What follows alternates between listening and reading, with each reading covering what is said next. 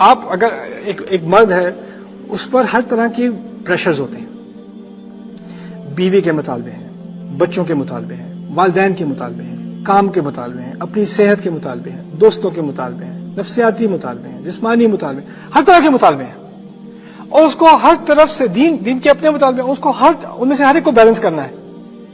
والدین کے حق پورے کرنے ہیں، بچوں کے پورے کرنے ہیں، بیوی کے پورے کرنے ہیں، دین کے پورے کرنے ہیں، صحت کے پورے کرنے ہیں، ہر طرف سے حق پورے کام کے پورے کرنے ہیں.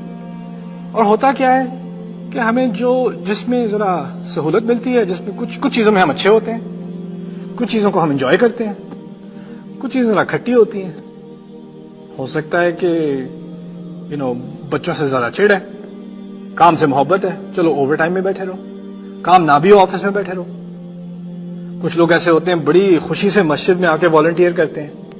نہیں ابھی تو کوئی تقریب بھی نہیں ہو رہی، پروگرام نہیں ہو رہا، والنٹیئر نہیں میں فی سبیل اللہ میں آ جاتا ہوں. مجھے یعنی جس چیز میں زیادہ خوش ہوں اس کی طرف میرا میلان ہو جاتا ہے، باقی چیزیں چاہے بھاڑ میں. کبھی کبھی بیوی کی محبت میں والدین کو بھول گئے، کبھی والدین کی محبت میں بیوی کو بھول گئے، کبھی بچوں کو پیچھے چھوڑ گئے، کبھی کام کو پیچھے چھوڑ گئے، کبھی اپنی صحت کو پیچھے چھوڑ گئے.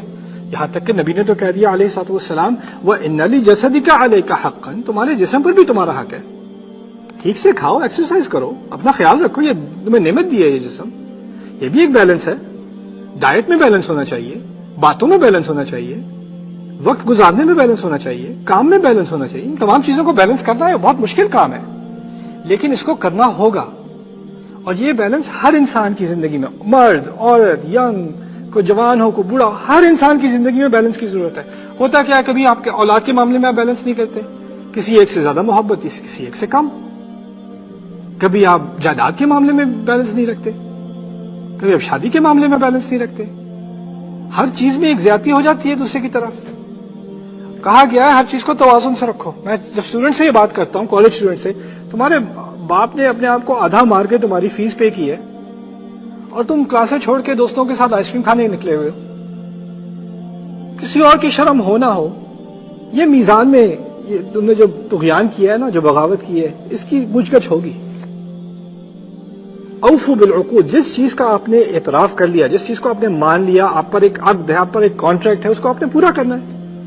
آپ کو پے چیک مل رہا ہے، آپ کو 9 گھنٹے کام کرنے کا، اس میں سے 6 گھنٹے آپ بیٹھے فون پہ ویڈیو گیمز کھیل رہے ہیں، آفس میں بیٹھے ہوئے حرام کما رہے ہو.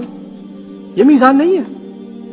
کانٹریکٹ ہوتے ہیں کہ یہ جی کنسٹرکشن کا کام ہے، یہ ہے وہ ہے، ہاں ہم 30 آدمی لے آئیں گے، وہ 4 آدمی سے کام کروا رہے ہیں، 26 آدمی چھٹی پہ ہیں، ان کے پیسے بچ رہے ہیں، ڈیلیز کے بہانے کر رہے ہیں. یہی تو ہے میزان کی کمی، میزان کا خسران.